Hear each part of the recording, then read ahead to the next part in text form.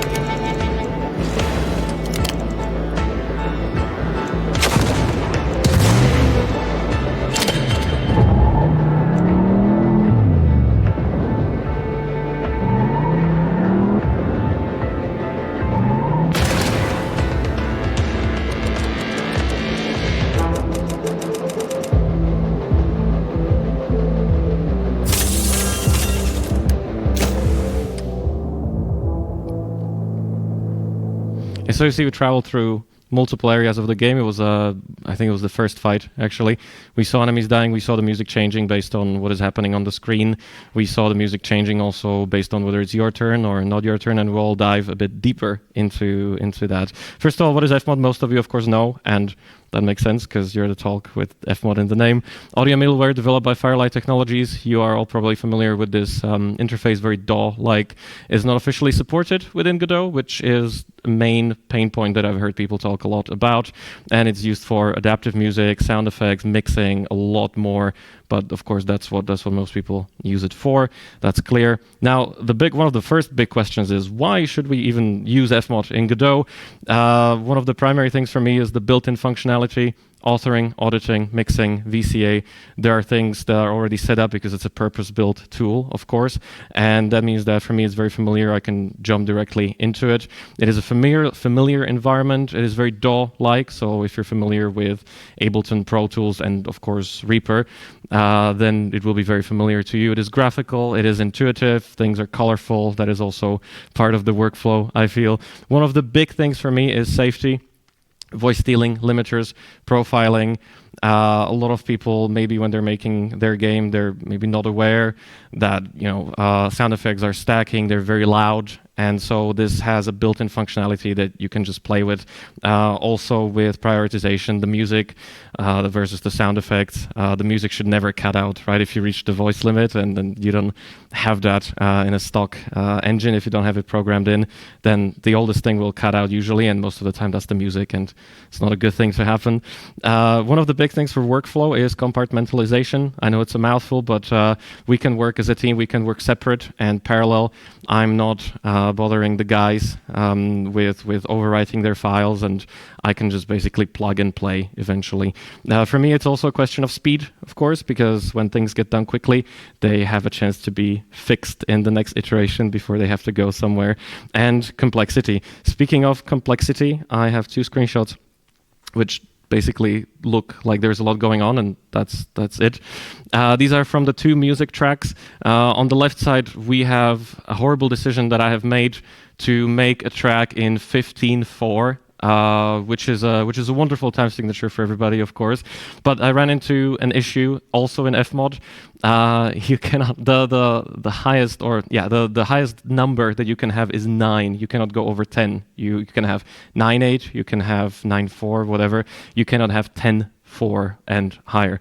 So what I did is 1 bar of 7.4, 2 bars of 4.4, and of course you need to punch this in to FMOD for the whole duration of this 8.5-minute track, I believe. And so yeah, it was quite a wonderful mess, but it was at least possible, which is a good thing to have. And this is so maybe a bit of reasoning why it is in 15.4 and it's not just flexing. That we have a boss, and he disables your carriages by yelling at you. He has these big speakers on his car. It's a Trabant, in case anybody's familiar, and has these tank treads, and he yells at you.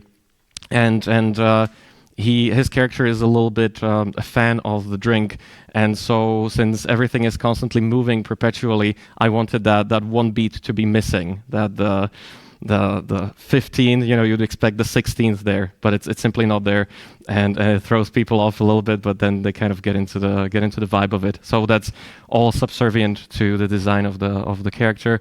And on the right side, we have another boss track where basically it is one of the drivers, Monica, and her main enemy, Marauder, the boss.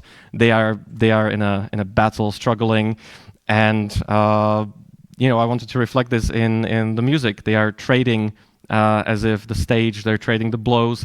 As you can see, a lot of the wonderful green things up there, those are transitions where it can go and when it can go there. And again, this is something that is very easily, it doesn't look easy because there's a lot of it, and my naming system is horrible. But it's how I exported it, and I just didn't want to do it again. These are just called multi-instrument. I didn't even rename that. I will have to, though, when we have more drivers.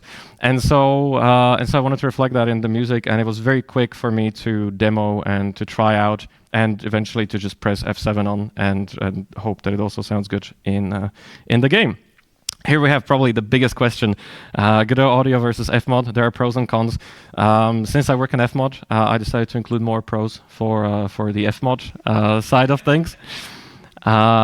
But I'm sure Paul in the talk after me will include more pros on the Godot side of things. So it's going to be perfectly balanced, as all things should be.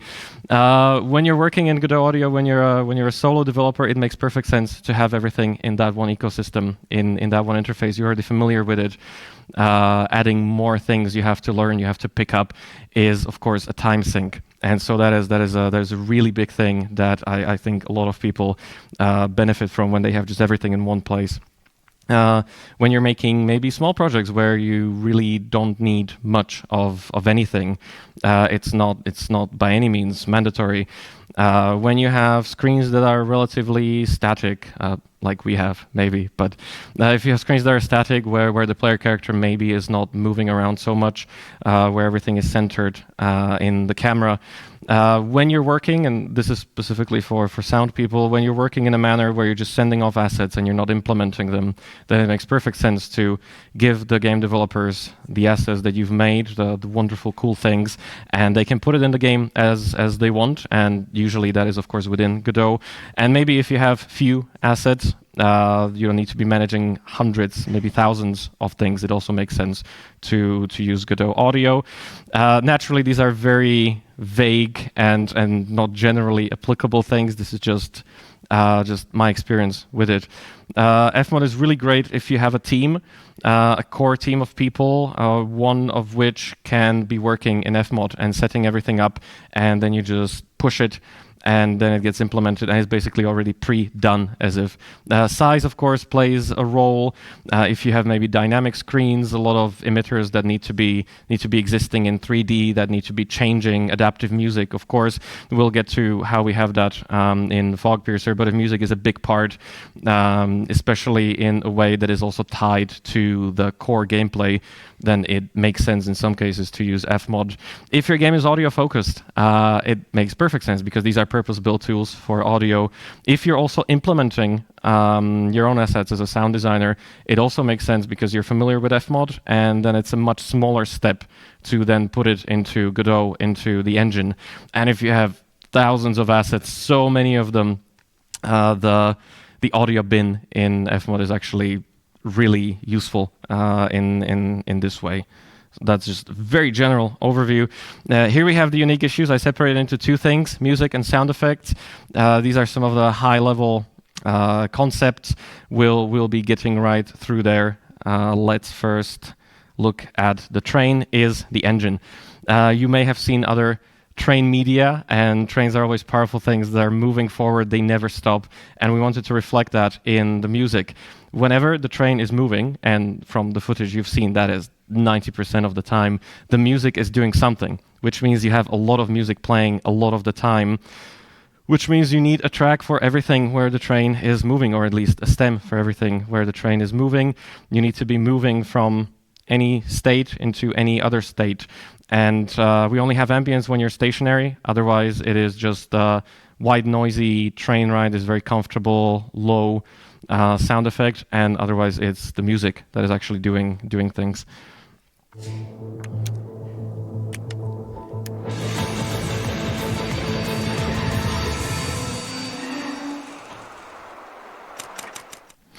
As you could see, the train was moving, the train stopped, music stopped. It is a wonderful thing with the train brakes because those are sounds that many of us know as horrible, screechy kinds of things, but they're also an important element of trains as objects. And of course, we have those sparks there. So it took a little bit of finicking to get it working right. But also we have adjustable speed of the game for accessibility issues and motion sickness. And so it was also fun to have it of dynamic length that is then automated through a parameter. This is basically the same, but in FMOD.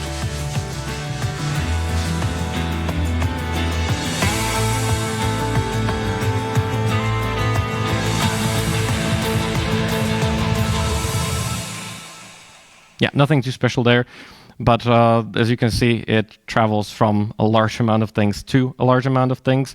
On that note, we decided not to be actually stopping the music, but while the music is not playing, you can see at the edge here, it's actually caught in a loop, and then it can switch back into the fight. So it's not actually stopped; it's just caught in a silence loop. This seemed the easiest way to get it done. So in a way, the music is always playing, and this is also good because it needs less management from the side of the code. Which makes it a bit easier generally. This is the picture, the same thing, of course. Nothing that unusual, I would say. This is a transition. I have a love-hate relationship with transitions, as I think many people do. But of course, the transitions are great in FMOD, especially because you can you can hide a lot of the things that are changing, right? A lot of the times track changes are jarring, especially depending on the material. If it's something very percussive, something very beaty and pumpy, it gets a bit difficult to hide that. So FMOD also allows you to do that in a way that makes relative sense. One thing I will point out here is that I have a symbol swell to kind of hide the transition, and I should have learned about this earlier probably, but if you set it to asynchronous, then it will play even though the playhead of course jumped away from it. So that is also one useful feature that we have here. Let's look at the ambience. This is in a station.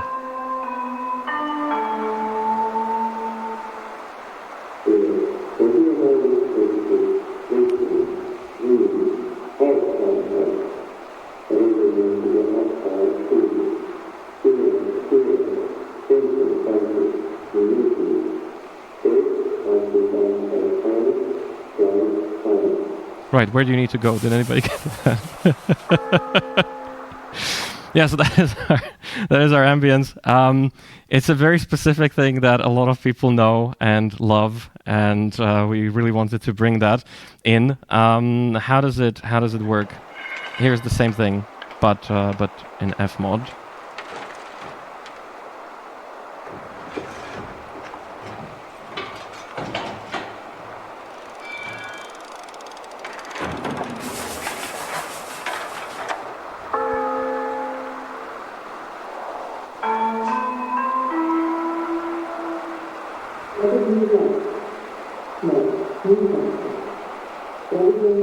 You get the point. But let's get a look at how it's structured. You saw it was basically one event. So whenever a train is stopped, the code just plays one event, and everything else is handled through parameters. It makes it much easier for us. But one of the interesting parts of it, I think, is the announcer, because the announcer took a lot of finicking to get right. Well, we'll see. It's comprised of 3 elements. We have a jingle, we have the voice, and then we have the end signal, which is basically always the same. The jingle is repurposed musical themes from the game, from the music that you recognize. I don't know how it is in Germany, but in Slovakia, each of the train stations has a unique musical jingle, so that it's recognizable, and they're usually based on folk songs, and so we did the same but with our own soundtrack. Then we have the voice. We'll get right into that.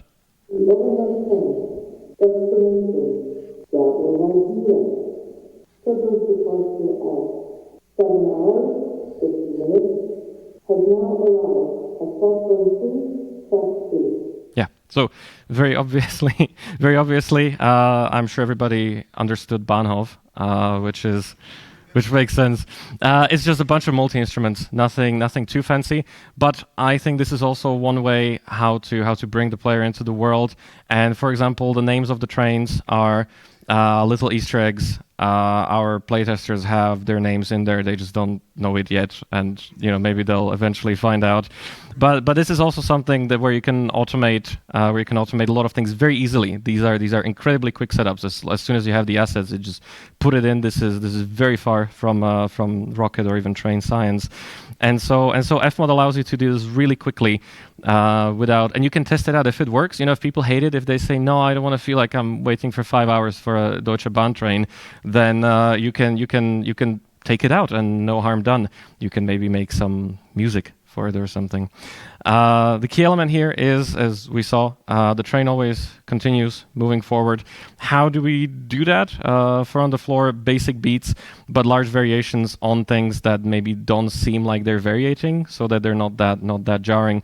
But one of the things I'm super happy about are train-like elements, because the train is a very percussive and tonal instrument when you think about it, and so that is a great and easy way to implement that into the music. But of course, you don't want it too much, so FMOD again makes perfect sense to have chance-based and randomized and very, very easily, very quickly set up.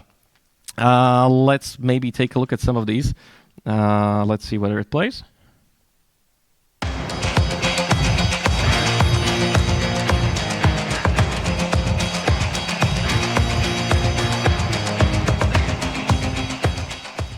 Yeah, so as you could hear there, those were the train crossing sounds that are creating a beat for us there in the background.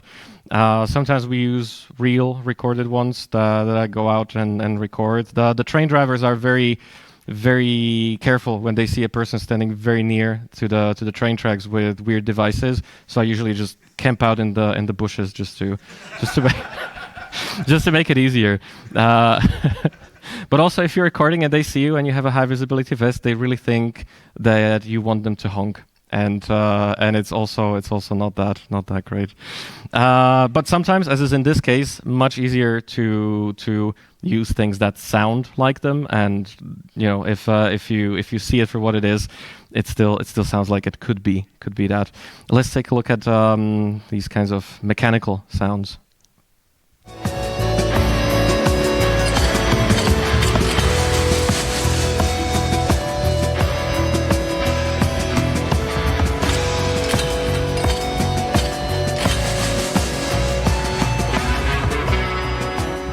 Right, all the clicky clackies, again, incredibly easy to set up in such a way that they don't play every time they have a small chance to play. It really allows you to experiment in a quick way, even though you maybe have a day job and you're doing other things, but you still want to find a nice compromise to actually have something creative, to have something that you feel is a little bit different, and FMOD allows that. I also wanted to play just the clacky sounds on their own. Nothing all that weird, but together with the music, and you can make room for them, of course, which is really useful in the mix. Let's take a look at our drivers. Monica here, incredible art. I'm so in love with that. But the drivers are cool. They're essential to the story that we have. They have special dialogues when they're talking to the bosses, when they're basically at the helm of the train. But, however, they are not represented in 3D. You don't have a physical driver anywhere. They are just these beautiful illustrations in the top left corner of your screen, as you could see. But since they are so integral and important also to your deck building abilities, we wanted to somehow have them represented in a way that you're constantly aware of. And so what we decided to do is to have unique instruments, of course, that the music reflects when the drivers are selected. So this technically means a lot more work for not so much payoff, but I feel it's really interesting to have. One more thing to say about Monica here. The world is a very technical world, but the drivers have magical powers, as is very obvious by the juxtaposition of the scuffed train in the bottom left, and of course her magical ice bow. Let's see. Hers is a violin, amped up violin. Let's maybe click this.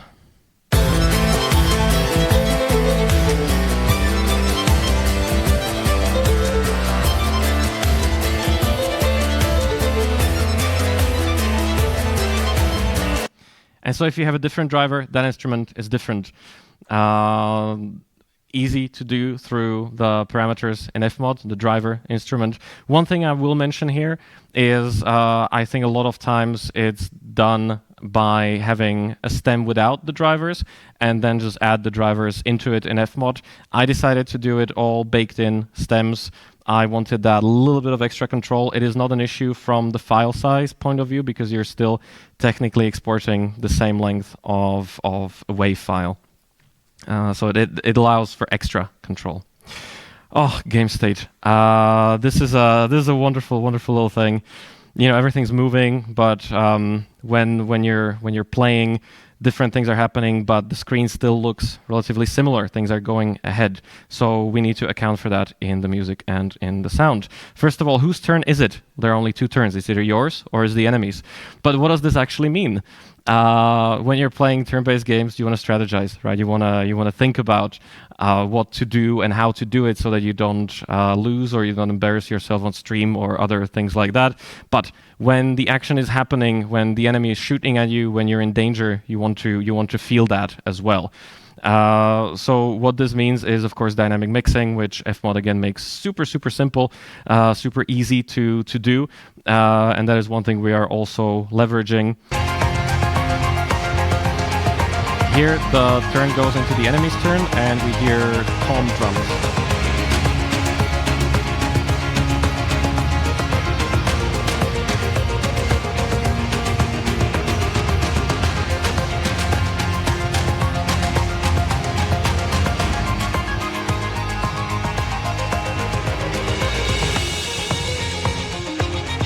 There we hear the driver, of course, again. Again, super easy to set up. This is a 5-minute setup in FMOD. It's not much more complicated than Godot, but this allows your sound designer or composer to work separately without poking into the same sandpit, without poking around the same files. So this is also one thing. But the environment, slow motion, right? Everybody loves slow motion in action films and action games and everything. We remember playing Fear, right? And we're like, wow, and Max Payne. And of course, here things happen on the grid. There's this large rebar pillar that just goes through, destroys everybody, and you have to push them into it. So the player really needs to feel like they did something incredibly smart that they really took out 5 enemies in a single turn. And since the music is always there, we need to switch the focus a little bit from the music into powerful, deep impacts, which we have in this case, and which are so integral to the player fantasy of just killing so many people.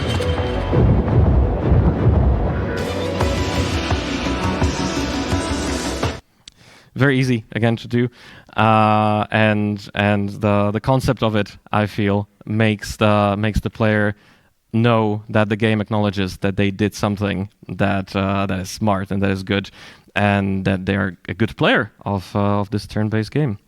Then we have the tunnel, of course, as you've seen it multiple times already. That's a relatively recent addition.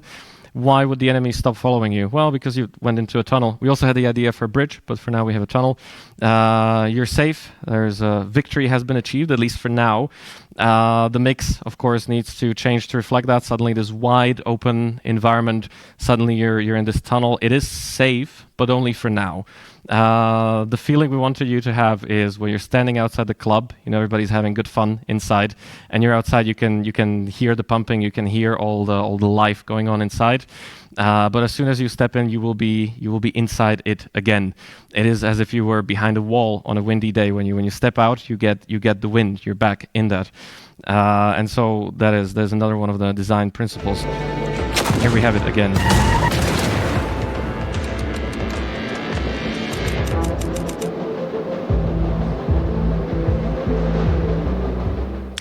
And this is actually handled through code because Christoph beat me to it. I had we get to this a bit later in the talk, but whoever has the time does it basically. So it calculates exactly when it enters the tunnel and then it turns on the snapshot. But it can also be done through FMOD if you're faster than the coders, right? In our case, I'm usually not because it's just not possible. Yes. Oh, then we have ultimate cards. If you've seen the talk on cards that Christoph gave earlier today, you will have noticed that we have these super shiny, and players, as soon as they see shiny, they click and they use because shiny. Each carriage has one ultimate card. These are cards that make you feel incredibly powerful. They are not I win buttons because I feel that's not as interesting as a powerful card. However, they have 3 steps in which you interact with them, same as any other card, but now they make sound. First, you select them, then there's a loop while you have them selected, while you're thinking, and then there's the execution of them, of course. Again, something different is happening, so the music takes a step back, and the sound effects come forward. There's a ducking snapshot while the loop is going on. And this is relatively easy again to do because you have the same event structure. You're just swapping out the assets as needed for the individual cards.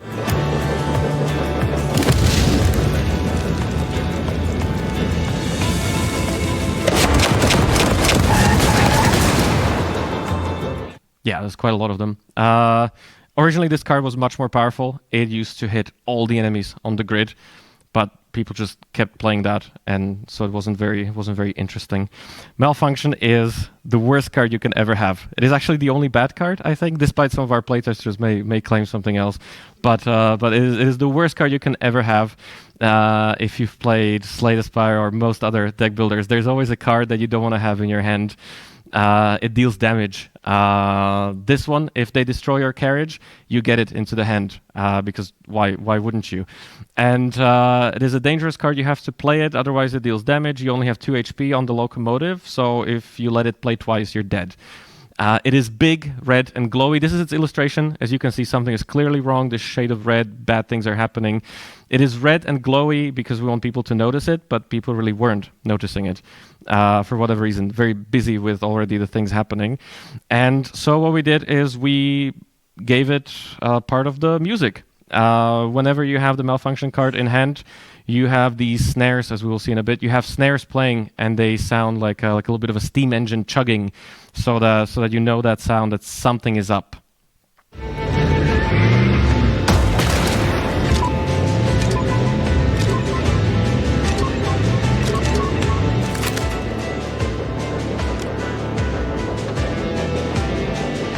and this rhythmic, so that you know that you have to throw it away. This is the core problem of Fogpiercer when it comes to music and audio. This is the one. The gameplay is thinky, but the visuals is high octane. These usually require different things, of course, as we know. Unobtrusive music, a rhythm that is steady, right? You have to be cool under pressure. You have to strategize. You would have drones. You would have ambient beds. On the other hand, prominent music and high octane stuff, pumping rhythms, heavy hits. Somebody's chasing you. There's a lot of dangers. It is a tightrope balance. You're basically making two different things at the same time. And so this requires a lot of balancing around, but not only that, it also requires a lot of tweaking, or at least it did in my case, a lot of tweaking of the individual mixes, of the individual ducking of the individual side chains, and it was really quick to do in FMOD. Speed was really important because I could get it out, we could try it, I could go back, try it again, and we could iterate really quickly. And the more iterations you have, the better it, of course, has to be, unless you're over iterating, but you'll know it. You'll know when you get there. Now we're getting to the sound effects part of it. Information versus immersion. You have two core elements, the grid and the hand, of course. They are connected, but they're separate. And so what this means is that you have different type of sound effects. Some of them you need to know about to play the game, to have a correct feeling from the game, and some of them are there to make you feel good about playing the game. This is a fast deck builder. Players are focusing on the action, not on the UI, because we don't have a typical left U, middle cards, and right enemy setup. So it requires a bit of a different treatment. This is unusual for deck builders, or it was at least when I was thinking about it last. Maybe it is not anymore. There's one thing that we have modules, as you've already heard earlier today. They're basically relics from Slay the Spire, but not. And especially on big screens, they're on your left side, and so people were not noticing them. Some of them have counters, some of them activate in specific times. People were not noticing them, that something was going to happen. So what we did was we panned the sound of them activating a little bit to the left, and especially on big screens, players looked left and they thought, there's something there. In this way, again, it's not FMOD specific, of course, but I think it demonstrates how sound can solve UX or design issues. Next up, we're gonna talk about carriage upgrades. You see on the left, we have our noob train. It's how did I say it? On the left, it's you versus the train. She tells you not to worry about. And on the right side, we see that the carriages are undergoing this visual evolution. A lot of the danger tape, right? There's armor here. You can clearly take more hits.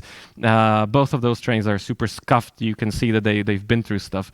This happens visually, but I also wanted it to happen in audio. You could chuck a lot of assets into it and just kind of escalate them or scale them. But I found it especially useful to use the direct plugins, in FMOD, the distortion, the delay, and other things to slowly automate your carriages getting stronger. So first, what I did is I separated all the cards into groups by carriage. And then I automated delay and distortion, and then of course I turned it down so that it's not so loud. Here we have a standard day one artillery shot. Does its thing. But here we have a fully upgraded one with a very subtle upgrade, I guess. It's a bit meatier, perhaps a bit more easily visible or audible on the minigun. Yes. The key here was to really fine-tune it. Again, speed of iteration was really important. To really fine-tune it, because if you've been playing this game a lot and you hear it a lot, you maybe don't want it to be constantly in your face. Another fun thing we have is cards, but they're not cardboard. They have this more PCB-like structure to them. And this is difficult. So you want variety, of course, because you're going to be using them a lot. But it's relatively difficult to pitch this around in Godot audio to make it sound pleasant, to create variety, considering all the assets that you maybe shouldn't have so many of. And we basically did this again through FMOD, which I found to have a bit of a better quality of the pitching function. These, of course, need to also be interacting with the effects of the cards themselves, the shooting and the explosions and things like that. So again, dynamic mix comes into mind. Let's take a look at just the card interaction effects.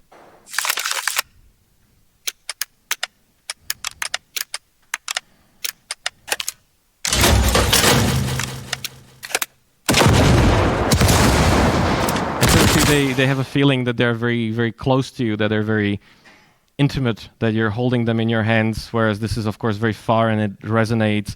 It shoots out through the entire environment. Repeated actions. Hopefully, people will play our game a lot. Hopefully. I have heard a lot of people say that they turn off audio in games, which I understand if they have to, but we would like if they didn't. And what we are doing is we're hoping that they won't, by automating pitch in a very, very minor way on almost everything. We're also automating some other things, gain and a little bit of delays, maybe some reverbs, maybe a little bit of distortion. But it really helps in a very easy way, intuitive way already in the UI to just get quick amount of variation. We keep the asset number relatively low and we provide variety. One thing we're not pitching is the sound effect of the aforementioned boss who yells at you through speakers, because his sound effect is actually in tune with his music track. And there we have it. He has this powerful guitar riff that he just basically yells at you. We don't have almost any voice acting in the game, so I didn't actually want him yelling at the train. Although I can imagine that would be fun to experiment with as well. This is what my mix looks like currently. There needs to be a lot more work done, but I also need to make a lot more assets, so I'll hopefully get over it. Ducking. The order of ducking is from attacks into effects. Train movement is pretty low, and then card interactions. Not the card sound effects, but interacting with the cards, because those are the things you always see in front of you. So it's very difficult not to see them, except for, of course, the big and glowy malfunction card, which nobody noticed. On the other hand, we have the buses.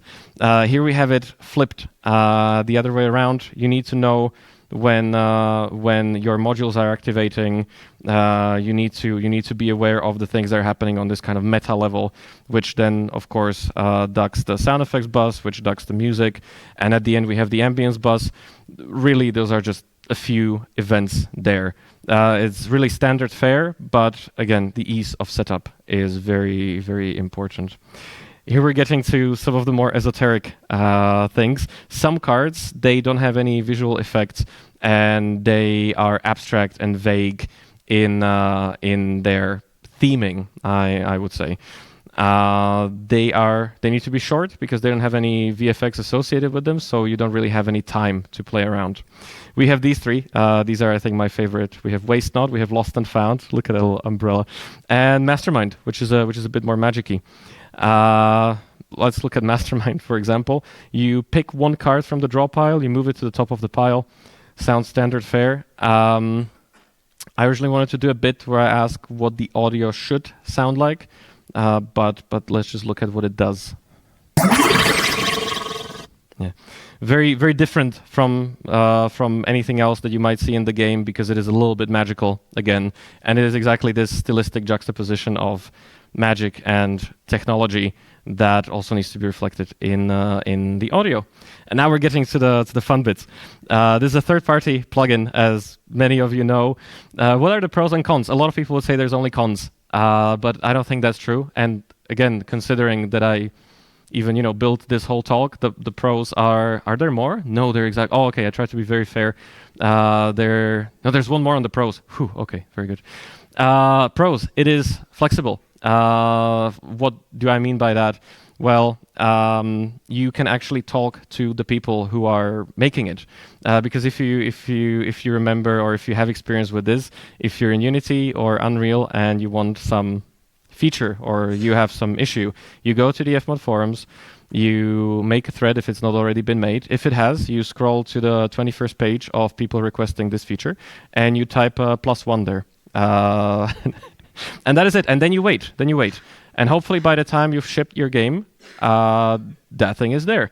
This is not the case, and of course it makes sense why it has to be this way, because these are officially guaranteed, implementations, integrations, so they have to be looking at the numbers game.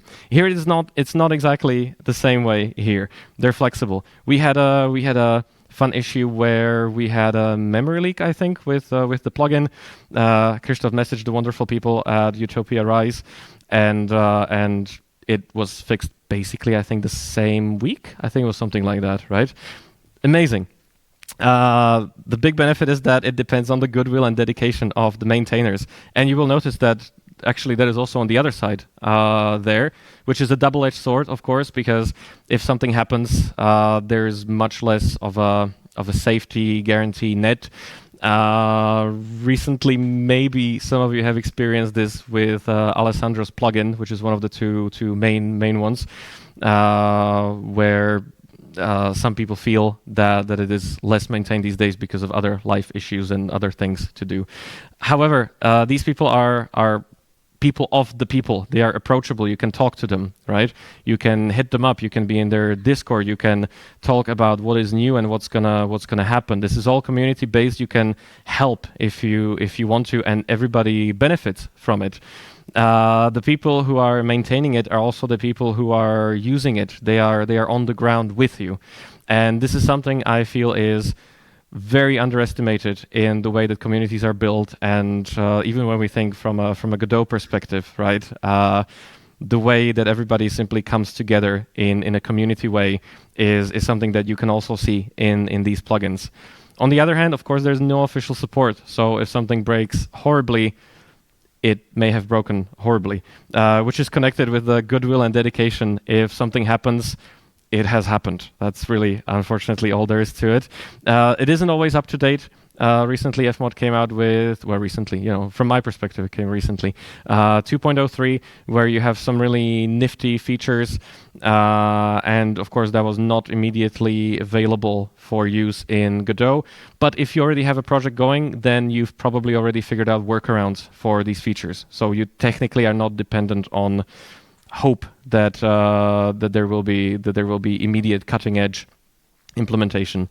You cannot expect all the little quirks and features of FMOD to work perfectly in these types of plugin. Sometimes there are issues with 3D audio, although those have been fixed according to the users and according to the maintainers as well. Sometimes you get a little memory leak, but who doesn't, right? And it can be fixed. Let's take a look at our technical limitations. There's a little bit snippet of a code. I hope it's okay to show. Christoph already showed the whole code today, so if it's recorded, yeah. We are calling events by name, which means that when we thought Fogpiercer would have been a much smaller game, I just threw everything into one folder and that was it. And eventually I decided not to reshuffle it because I didn't feel like rewriting the names, basically. You have to be releasing the events, of course. Don't forget that. There's one big thing that is currently a pain point for some studios, and that is that plugins for FMOD are not currently supported.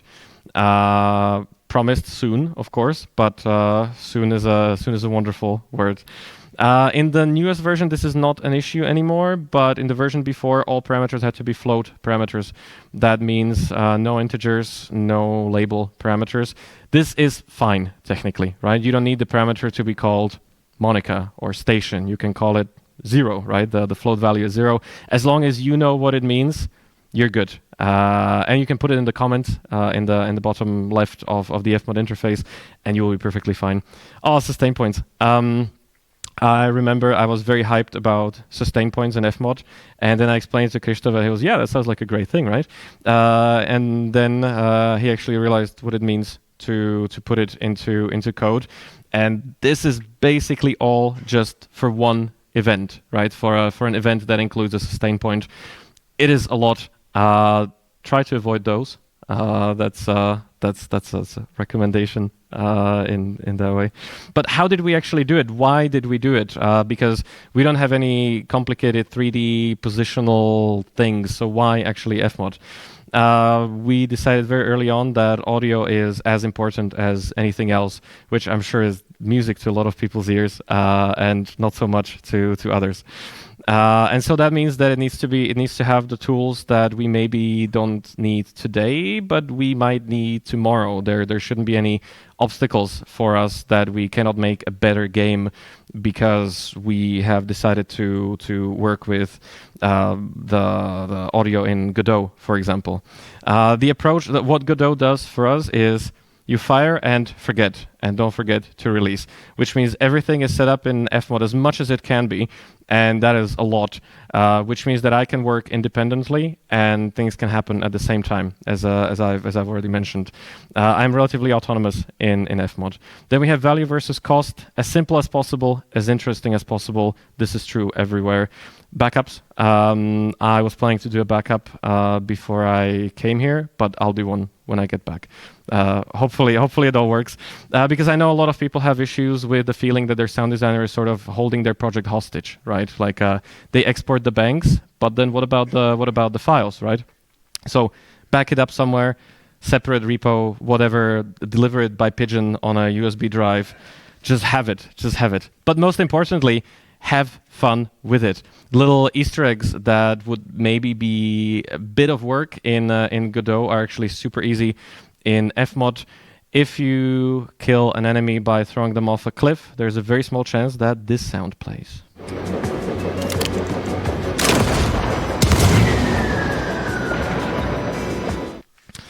And these are things that otherwise cost you or cost the coders maybe time, which is much better spent on making a game, But on the other hand, it's just very easy and quick and simple if you're already doing it in FMOD. And now we're getting to programmers, our friends. From a point of view of a programmer, I've heard this a lot. Audio is seen as a black box, as an extra hassle. What is it? I don't see into it. It's not in my engine here. You're doing something else somewhere, and then somehow it goes in. The very typical question is, how will the audio make the game better? It's a perfect question, but we have to be ready to answer that a lot. But a better game is always a better game. Which means if all the elements are great, then the game also comes up great, right? This means we have to coordinate and communicate. 50% of it is sales. There are good reasons why we are selling the idea of having more complicated audio. Really, FMOD is a closed environment that a lot of people don't see into because they don't need to see into it. That's why they get people who are especially seeing into it. And so that means we need to communicate in a way that shows why this is a good idea, and hopefully the presentation had some thoughts on that. And of course, know basic code practices. Know what is feasible when you're suggesting the idea. When you're suggesting that, let's have 100 things that are all different and it'll be great. If you're pitching that, know whether you can do that or not. And that is it. In case you looked at all this and you said, wow, this is all nonsense, then wait for Paul's talk, who will teach you how to do many of these things in Godot without FMOD. Thank you.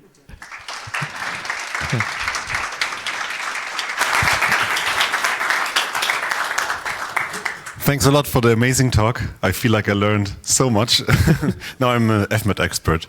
I think we have a little bit of time for questions. Maybe 2 questions? Oh. Hopefully not difficult ones, right? What inspired you to make music? I hope that's one of them. Hello. Hi. Great talk, thanks. Thank you. Let's say you are in a studio who does not want to pay the license for FMOD and the coders hate plugins because console ports or whatever. Yeah.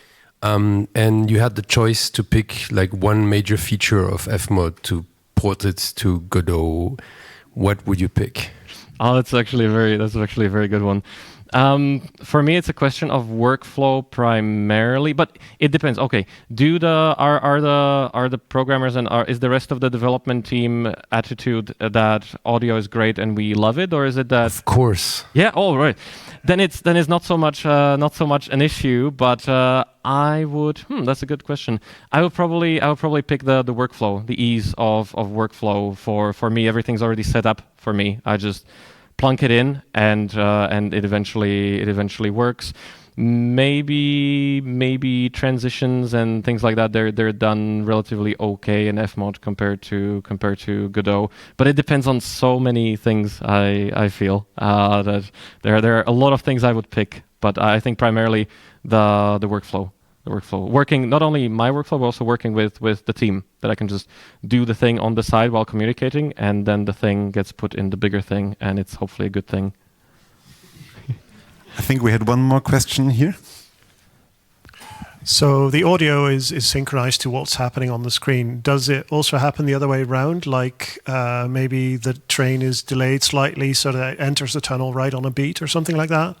We were thinking of this not specifically with the tunnel. We were thinking about it from with different things.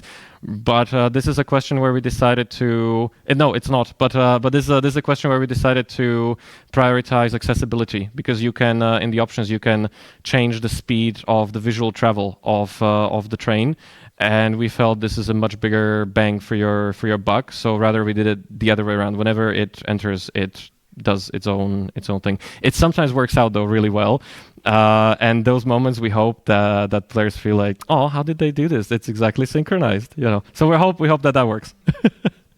So thank you very much. Big applause for Peter. Thank you.